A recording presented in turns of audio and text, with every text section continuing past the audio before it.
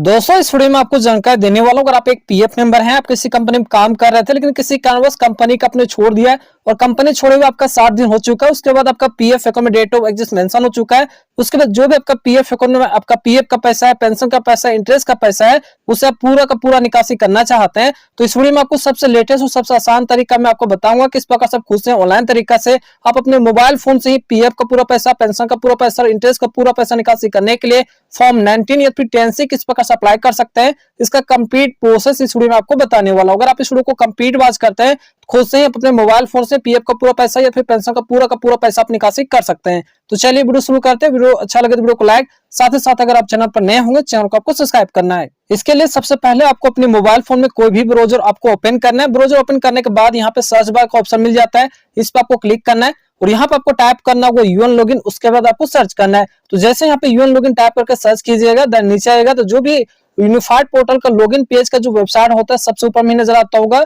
तो आपको पहला ही वेबसाइट, पहला ही लिंक पर आपको क्लिक करना है। उसके बाद जो भी यूनिफाइड पोर्टल का लॉगिन पेज होता है वो यहाँ पे खुलकर आ जाता है। अब यहाँ पे जो भी पोर्टल खुला हुआ है वो आपका मोबाइल फोन के वर्जन में खुला हुआ है, लेकिन यहाँ पे पीएफ रिलेटेड सभी कामों को अच्छी तरीके से करना चाहते हैं उसके लिए यहाँ पे एक सेटिंग आपको इनेबल करना होगा। उसके लिए ऊपर में देखिए 3 डॉट लाइन नजर आता होगा, इस पर आपको क्लिक करना है। नीचे आपको आना है और यहाँ पे देखिए एक ऑप्शन मिल जाएगा डेस्कटॉप सेट, तो इस बॉक्स में आपको टिक मारना है। जैसे इस बॉक्स में टिक मारिएगा उसके बाद जो भी आपका ब्राउजर मोबाइल वर्जन में खुला हुआ था वो डेस्कटॉप साइड में यहाँ पे खुल जाता है और सभी कामों को आप इजी वे में और काफी आसानी तरीका से आप कर सकते हैं। ठीक है, तो यहाँ पे देख सकते हैं मोबाइल वर्जन में खुलकर आ चुका है। अब यहाँ पे पीएफ का पूरा पैसा निकासी करना है, पेंशन का पूरा पैसा निकासी करना है, इंटरेस्ट का पूरा पैसा निकासी करना है।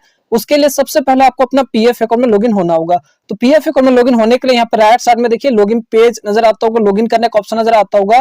तो यहाँ पे लॉगिन करने के लिए आपको कुछ डिटेल आपको डालना होता है। तो जो भी आपके पास 12 डिजिट का यूएन नंबर होगा उससे आपको पहला कॉलम में फिलअप करना है। देन जो भी अपना यूएन का पासवर्ड बना करके रखे हुए हैं उससे आपको दूसरा कॉलम में फिलअप करना है। देन नीचे देखिए कैप्चा कोड मिल जाता है, सेम कैप्चा कोड को इस बॉक्स में आपको फिलअप करना है। सभी डिटेल फिलअप करने के बाद आपको साइन पर क्लिक करना है। उसके बाद आपको 2 फैक्टर ऑथेंटिकेट करने वाला पेज पर आपको डायरेक्ट कर देगा जहां पर आपको ओटीपी वेरीफाई करना होता है। तो जो भी आपका पीएफ अकाउंट, जो भी आपका आधार कार्ड के साथ मोबाइल नंबर लिंक होता है उस पर एक ओटीपी सेंड किया जाता है।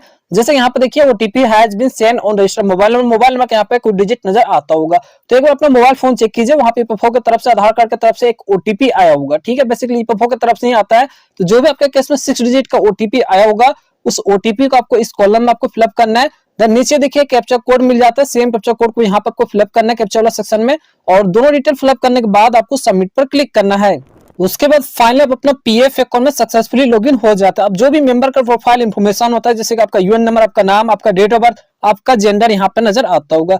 अब यहाँ पे पीएफ का पूरा पैसा निकासी करना है या फिर पेंशन का पूरा पैसा निकासी करना है उसके लिए आपको ऑनलाइन क्लेम वाला सेक्शन में आपको जाना होगा। तो यहाँ पे देखिए कॉर्नर में 3 डॉट लाइन नजर आता होगा। अगर आपने मोबाइल फोन में ओपन किया होगा तो कॉर्नर में यहाँ पे 3 डॉट लाइन नजर आता होगा, इस पर आपको क्लिक करना होगा। ठीक है, और नीचे ही यहाँ पे नजर आता होगा ऑनलाइन क्लेम फॉर्म सबमिट वाला ऑप्शन मिल जाता है, इस पर आपको क्लिक करना है। या फिर अगर आपने लैपटॉप कंप्यूटर में ओपन किया होगा तो ऊपर में ही सबसे लास्ट में देखिएगा ऑनलाइन क्लेम फॉर्म वाला सबमिट करने वाला ऑप्शन आपके पास मिलता होगा, तो उस पर आपको क्लिक करना। ठीक है, अब यहाँ पे मोबाइल फोन में अगर आप ओपन करते हैं तो थोड़ा सा यहाँ पे धुंधला दिखता है, जो भी यहाँ पे ऑप्शन होता है थोड़ा थोड़ा धुंधला दिख रहा है, लेकिन सबसे नीचे ही देखिए ऑनलाइन क्लेम फॉर्मूला नजर आ रहा है, इस पर एक बार आपको क्लिक करना है। ऑनलाइन सर्विस पर आपको क्लिक करना है।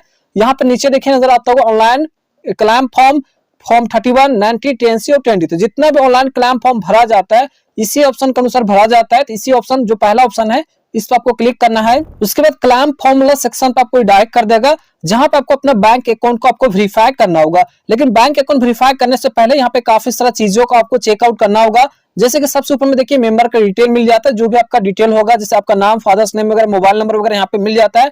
सबसे पहला पॉइंट ध्यान से समझिएगा, यहाँ पे सबसे पहले आपको केवाईसी डिटेल आपको चेकआउट करना होगा। अगर आप फुल एंड फाइनल सेटलमेंट कर रहे हैं तो आपका पीएफ अकाउंट में आपका सभी केवाईसी अपडेट होना चाहिए, जैसे कि बैंक केवाईसी अपडेट होना चाहिए, पैन केवाईसी अपडेट होना चाहिए और आधार केवाईसी आपका ऑलरेडी अपडेटेड होता है। ठीक है, तो मेरे केस में देख सकते हैं केवाईसी डिटेल है, उसी के नीचे आधार नंबर नजर आता होगा, आधार केवाईसी अपडेट है, पेन नंबर नजर आता होगा, पेन केवाईसी भी अपडेट है, बैंक का आईएफएससी कोड भी यहाँ पर नजर आता होगा, तो बैंक केवाईसी भी अपडेट है। आपका सभी केवाईसी अपडेट होना चाहिए। अगर आपका पेन केवाईसी अपडेट नहीं है तो भी चलेगा, लेकिन इसका कुछ कंडीशन होता है। अगर आपका पीएफ का पैसा 50,000 से कम है तो आपके लिए पेन केवाईसी मैंडेटरी नहीं होता है, लेकिन अगर आपका पीएफ का पैसा 50,000 से ज्यादा है, सर्विस पीरियड 5 साल से कम है, तो फिर आपको पेन क्वेश्चन जरूर आपको अपडेट कर लेना। अगर पेन क्वेश्चन अपडेट नहीं करते हैं इस कंडीशन में तो टीडीएस टैक्स वगैरह कट जाएगा, तो जो भी आपका पीएफ का पैसा होगा वो आपका कम आ जाएगा। तो ऐसा गलती नहीं कीजिएगा, पेन क्वेश्चन भी अपडेट कर लीजिएगा अगर आपका पीएफ का पैसा 50,000 से ज्यादा होगा तो। ठीक है, अब यहाँ पे जो भी आपका बैंक अकाउंट आपका पीएफ अकाउंट के साथ लिंक है उससे वेरीफाई करना होगा। तो जो भी आपका बैंक अकाउंट नंबर है वो अकाउंट नंबर यहाँ पे डाल करके आपको वेरीफाई पर क्लिक करना है। उसके बाद जो भी आपका बैंक अकाउंट नंबर था वो सक्सेसफुली यहाँ पे वेरीफाई हो चुका है। अब टर्म एंड कंडीशन आपको सेट करना है, उसके लिए आपको नीचे आना है, यहाँ पे देखिए एस का ऑप्शन मिल जाता है, इस पर आपको क्लिक करना है। उसके बाद यहाँ पे देखिए बैंक अकाउंट के सामने ग्रीन टिक आ जाता है। पहला डिटेल आपको क्या चेकआउट करना था, केवाईसी डिटेल आपको चेकआउट करना था। अब दूसरा डिटेल यहाँ पे चेकआउट करना होगा, जो भी आपका कंपनी होगा, जितना भी कंपनी में आपने काम किया होगा, चाहे एक कंपनी में काम किया होगा, 2 कंपनी में काम किया होगा, 3 कंपनी में काम किया होगा या फिर से ज्यादा कंपनी में काम किया होगा, तो जितना भी आपका कंपनी होगा सभी कंपनी में आपका डेट ऑफ एग्जिस्ट मेंशन होना चाहिए। सभी कंपनी में जब आपका डेट ऑफ एग्जिस्ट मेंशन होगा तभी आप फुल एंड फाइनल सेटलमेंट करने के लिए फॉर्म 19 और 10 से आप सिलेक्ट कर पाइएगा। अगर कंपनी में डेट ऑफ एग्जिस्ट मेंशन नहीं होगा तो केवल फॉर्म 31 ही आप भर पाइएगा, एडवांस में केवल आपका पैसा निकल पाएगा। तो ध्यान दीजिएगा, अगर फुल एंड फाइनल सेटलमेंट कर रहे हैं तो जितना भी आपका मेंबर आईडी होगा, जितना भी कंपनी होगा, सभी कंपनी में आपको डेट ऑफ एग्जिस्ट मेंशन कर लेना। मेरे केस में एक ही कंपनी था, तो देख सकते हैं कंपनी का मेंबर आईडी नजर आता होगा, डेट ऑफ ज्वाइनिंग और डेट ऑफ एग्जिस्ट यहाँ पर नजर आता होगा, एग्जिस्ट रीजन भी यहाँ पर नजर आता होगा। ठीक है, और एक और इंपॉर्टेंट जानकारी, अगर आपने मल्टीपल कंपनी में काम किया होगा, जैसे 2 कंपनी 3 कंपनी या से ज्यादा कंपनी में काम किया होगा, तो जितना भी पुराना मेंबर आईडी होगा, जितना भी पुराना कंपनी होगा, उससे आपको पीएफ ट्रांसफर आपको कर लेना। इससे क्या होगा, जितना भी पुराना मेंबर आईडी आपका पीएफ का पैसा होगा, पेंशन का पैसा होगा, सर्विस हिस्ट्री होगा, वो करंट मेंबर आईडी में ट्रांसफर हो जाएगा। करंट मेंबर आईडी में जब ट्रांसफर हो जाएगा तो अभी जैसे ही फॉर्म 19 और 10 से अप्लाई कीजिएगा तो करंट मेंबर आईडी से अप्लाई होगा। जो भी करंट मेंबर आईडी में आपका पीएफ का पैसा होगा, पेंशन का पैसा होगा, वो तो आपका निकल ही जाएगा। साथ ही साथ जो भी आपका पुराना मेंबर आईडी में आपका पेंशन का पैसा बचा होगा या फिर पीएफ का पैसा बचा होगा, वो भी आपका निकासी हो जाएगा। तो पीएफ ट्रांसफर आप जरूर कर लीजिएगा अगर आपने मल्टीपल कंपनी में काम किया होगा तो। अब नीचे देखिए यहाँ पर नजर आता होगा प्रोसीड फॉर ऑनलाइन क्लेम, तो इस पर आपको क्लिक करना है। उसके बाद आपको नेक्स्ट स्टेप आपको डायरेक्ट कर देगा। अब यहाँ पे बेसिकली फॉर्म टैब आपको सेलेक्ट करना होगा, उसके लिए आपको नीचे आना है और यहाँ भी देख सकते हैं date of joining, date of exist वगैरह यहाँ पे मेंशन होना चाहिए। ठीक है, आपका मेंशन होगा, डेट ऑफ एग्जिस्ट अपडेट होगा तभी यहाँ पे फॉर्म 19 और 10 से आप सिलेक्ट कर पाइएगा, अदरवाइज यहाँ पे सिलेक्ट करने का ऑप्शन नहीं आएगा। तो यहाँ पे देखिए I want to apply for नजर आता होगा, सिलेक्ट क्लेम ऑप्शन है, इस पर आपको क्लिक करना है। अब यहाँ पे देखिए 4 फॉर्म आपके पास मिल जाता है, 4 फॉर्म यहाँ पे खुलकर आ चुका है। तो एक बार फॉर्म के बारे में आपको बेसिक से जानकारी मैं आपको दे देता हूँ। पहला फॉर्म नजर आता होगा ओनली पीएफ विड्रॉल फॉर्म 19। इस फॉर्म के माध्यम से जो भी आपका पीएफ अकाउंट में आपका पीएफ का पैसा होता है विद इंटरेस्ट के साथ आपका निकासी हो जाएगा। मतलब पीएफ का पूरा पैसा निकासी करने के लिए फॉर्म 19 अप्लाई करना होगा। देन दूसरा फॉर्म यहाँ पर नजर आता होगा only pension withdrawal form 10C। अब इस ऑप्शन के अनुसार इस जो यहाँ पे फॉर्म 10C है, इस फॉर्म के अनुसार जो भी आपका पीएफ पासबुक में पेंशन का पैसा होगा वो पूरा का पूरा निकासी हो जाएगा। मतलब फॉर्म 10C से पेंशन का पूरा पैसा निकासी हो जाएगा। ठीक है, उसके बाद स्कीम सर्टिफिकेट फॉर्म 10C, ये जो नजर आता होगा ये काफी ज्यादा हट के है। ये जब फॉर्म भरिएगा तो आपका पैसा नहीं निकासी होगा, पैसे के बदले आपके घर के पते पे एक सर्टिफिकेट आ जाएगा। इसके बारे में डिटेल में नेक्स्ट वीडियो में आपको बता दूंगा। लेकिन यहाँ पे नीचे देखिए एक और फॉर्म नजर आता होगा पीएफ एडवांस फॉर्म 31। तो इस फॉर्म के माध्यम से आप अपना पीएफ खाता से थोड़ा करके पैसा आप एडवांस में निकासी कर सकते हैं। ठीक है, फुल एंड फाइनल सेटलमेंट करने के लिए 2 ही फॉर्म आता है, फॉर्म 19 और 10C। तो आज के वीडियो में आपको फॉर्म 19 और 10C किस प्रकार से फिलअप किया जाता है वही मैं आपको बताऊंगा, और फुल एंड फाइनल सेटलमेंट कर रहे हैं तो आपको फॉर्म 19 और 10C आपको फिलअप करना हो। ठीक है, तो चलिए एक बार मैं आपको पीएफ का पासबुक ओपन करके मैं आपको एक बार दिखा देता हूँ वहां पे कौन सा पीएफ का पैसा होता है और कौन सा पेंशन का पैसा होता है। तो यहाँ पर स्क्रीन पे देख सकते हैं, स्क्रीनशॉट के माध्यम से मैं आपको बता रहा हूँ। यहाँ पे देखिए सबसे ऊपर में नजर आता है एम्प्लॉय शेयर, आपका सैलरी से जमा हुआ वो, और नीचे नजर आता होगा एम्प्लॉयर शेयर, जो कंपनी पीएफ का पैसा जमा करता है। Employee share plus employer share दोनों कॉलम में जो भी आपका पैसा होगा, इस पैसा को जब जोड़ दीजिएगा तो जितना भी अमाउंट आएगा वो आपका पीएफ का पैसा होगा, और इस पैसा को पूरा का पूरा निकासी करने के लिए आपको फॉर्म 19 आपको अप्लाई करना होगा। ठीक है, सेम एज नीचे देखिए यहाँ पर नजर आता होगा पेंशन कंट्रीब्यूशन। पेंशन कंट्रीब्यूशन में जो भी आपका पैसा होगा और इस पैसा का पूरा निकासी करना चाहते हैं उसके लिए आपको फॉर्म 10C आपको सिलेक्ट करना होगा।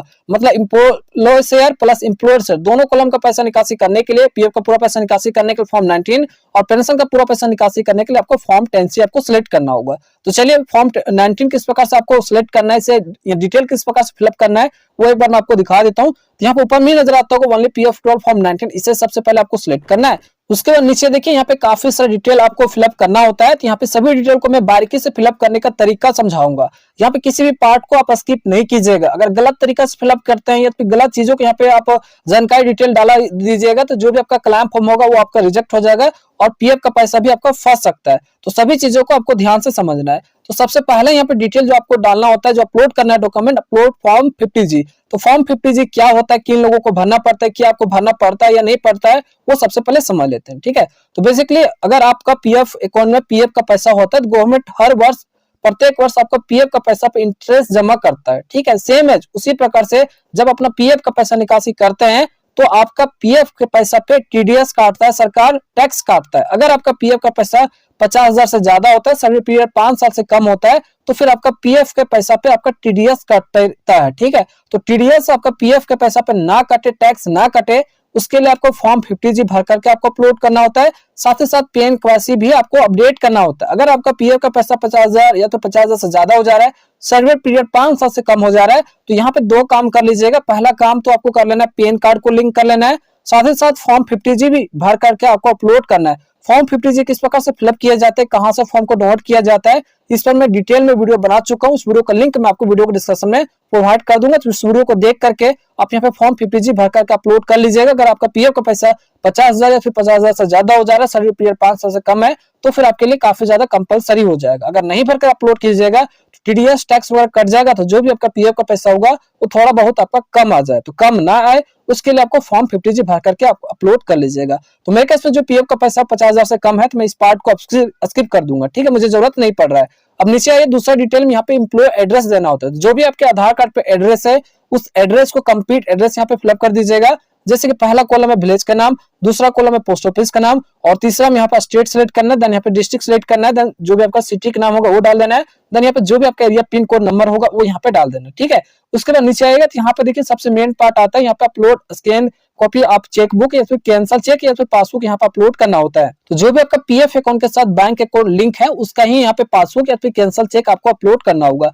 लेकिन यहाँ पे ध्यान दीजिएगा, यहाँ पे कुछ लोगों को अपलोड करने का ऑप्शन आ रहा है और कुछ लोगों को नहीं आ रहा है। अगर आपका बैंक KYC काफी ज्यादा पुराना होगा तो फिर यहाँ पे कैंसल चेक या फिर पासबुक अपलोड करने का ऑप्शन आएगा, जैसे कि मुझे यहाँ पे आ रहा है। ठीक है, लेकिन वही अगर आपका बैंक का से लेटेस्ट में अपडेट हुआ होगा तो फिर यहाँ पे कैंसल चेक या फिर पासबुक अपलोड करने के ऑप्शन नहीं आता होगा, तो यहाँ पे अपलोड करने के भी आपको जरूरत नहीं पड़ेगा। ठीक है, जरूरत भी नहीं है।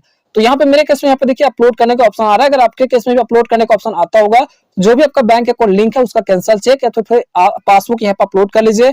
इसका जो साइज और फॉर्मेट होगा सिंपल से एक इमेज होना चाहिए और 100 KB से लेकर के 500 KB के बीच में आपको बना करके यहाँ पे चूज फाइल पर जाकर के आपको अपना जो भी कैंसल चेक या पासबुक दे रहे हैं उससे आपको अपलोड करना। ठीक है, सभी डिटेल फिलअप करने के बाद नीचे यहाँ पे टर्म एंड कंडीशन आपको सेट करना है और यहाँ पे लास्ट स्टेप है, यहाँ पे नजर आता है गेट आधार ओटीपी, तो आपको गेट आधार ओटीपी आपको क्लिक करना है। उसके बाद जो भी आपका आधार कार्ड के साथ मोबाइल नंबर लिंक होगा उस पर एक ओटीपी आएगा, ओटीपी डाल करके वेरीफाई कीजिएगा। जैसे आपका वेरीफाई हो जाएगा उसके बाद finally PF final withdrawal claim form successfully unified portal पे सबमिट हो जाएगा और कुछ इसी प्रकार से आपके पास लिखा हुआ आ जाएगा। ठीक है, तो कुछ इसी प्रकार से आप पीएफ का पैसा जो भी आपका इंटरेस्ट का पैसा होता है उसे पूरा निकासी करने के लिए फॉर्म 19 अप्लाई कर सकते हैं। चलिए अब फॉर्म 10C किस प्रकार से अप्लाई करना है, सेम प्रोसेस है लेकिन एक बार मैं आपको दिखा देता हूँ। फॉर्म 10C अप्लाई करने के लिए आपको दोबारा से इसी पेज पे आपको आ जाना है। इस पेज पे आपको किस प्रकार से आना है मैं आपको ऑलरेडी बता चुका हूँ। सबसे पहले ऑनलाइन सर्विस पे आपको क्लिक करना था, देन आपको क्लेम फॉर्म 31, 90, 10C और 10D वाला ऑप्शन आपको सेलेक्ट करना है। बैंक अकाउंट नंबर डाल करके आपको बैंक अकाउंट को वेरीफाई करना है, देन प्रोसीड क्लेम आपको क्लिक करना है, देन सेम पेज आपके पास आ जाएगा। ठीक है, अब नीचे आना है। अभी आपने फॉर्म 19 अपने सिलेक्ट किया था पीएफ का पूरा पैसा निकासी करने के लिए, उसे आपने फिलअप कर दिया सक्सेसफुली। अब आपको पेंशन का पूरा पैसा निकासी करना है, उसके लिए आपको दोबारा से क्लेम सिलेक्ट क्लेम ऑप्शन पर आपको क्लिक करना है और यहाँ पे देखिए दूसरा ऑप्शन नजर आता होगा only pension withdrawal form 10C, इस ऑप्शन को आपको सिलेक्ट करना है। ठीक है, उसके बाद आपको नीचे स्क्रॉल करते हुए आना है। जब नीचे आएगा तो सेम डिटेल को यहाँ पे आपको फिलअप करना है। जो आपने डिटेल फॉर्म 19 भरते समय आपने दिया था सेम डिटेल को यहाँ पे आपको फिलअप करना है। तो यहाँ पे एम्प्लॉय एड्रेस देना है, तो जो भी आपका एड्रेस था आपने जो फॉर्म 19 अप्लाई करते उसमें दिया होगा सेम एड्रेस को यहाँ पर देना है। जो भी आपने फॉर्म 19 अप्लाई करते उसमें डॉक्यूमेंट आपने दिया होगा तो यहाँ पे अपलोड करना है। उसके बाद नीचे आना है, यहाँ पे टर्म एंड कंडीशन आपको सेट करना है। सेम प्रोसेस है, आपको गेट आधार ओटीपी को क्लिक करना है। उसके बाद जो भी आपका आधार कार्ड के साथ मोबाइल नंबर लिंक होगा उस पर एक ओटीपी आएगा, ओटीपी डाल करके वेरीफाई कीजिएगा। उसके बाद फाइनली आपका यहाँ पे final pension withdrawal claim form successfully submit हो जाएगा और कुछ इसी प्रकार से आपके पास मैसेज आ जाएगा। अब कितना दिन में पैसा आता है वो भी मैं आपको क्लियर कर देता हूँ। तभी आपका क्लेम फॉर्म यूनिफाइड पोर्टल पर सबमिट हुआ है, तो उसके बाद 24 से 48 घंटा में पीएफ ऑफिस चला जाएगा। पीएफ ऑफिस जाने के बाद करीबन यहाँ पे 10 से 15 दिन टाइम लगता है। ठीक है, 10 से 15 दिन टाइम यहाँ पे लग ही जाता है, कभी कभी उससे ज्यादा भी लग सकता है, कभी कभी उससे कम ही लगता है, लेकिन एक मोटा मोटी टाइम जो इसका होता है 10 से 15 दिन। इतना दिन के अंदर में जो भी आपका पीएफ का पैसा होता है विद इंटरेस्ट के साथ साथ जो भी आपका पेंशन का पैसा होता है वो डायरेक्टली आपका बैंक अकाउंट में सेटलमेंट कर दिया जाएगा। उसी बैंक अकाउंट में आपका पैसा आएगा जो बैंक अकाउंट आपका पीएफ अकाउंट के साथ लिंक है, जो बैंक अकाउंट अभी आपने वेरीफाई किया है। और टाइम टू टाइम आपका मोबाइल नंबर पर एसएमएस भी आ जाएगा, जो भी स्टेटस होता है वो आपके टाइम टू टाइम आपके मोबाइल नंबर पर एसएमएस भी आता है, तो एसएमएस भी आप जानकारी ले सकते हैं कितना दिन आपका पैसा आएगा। ठीक है।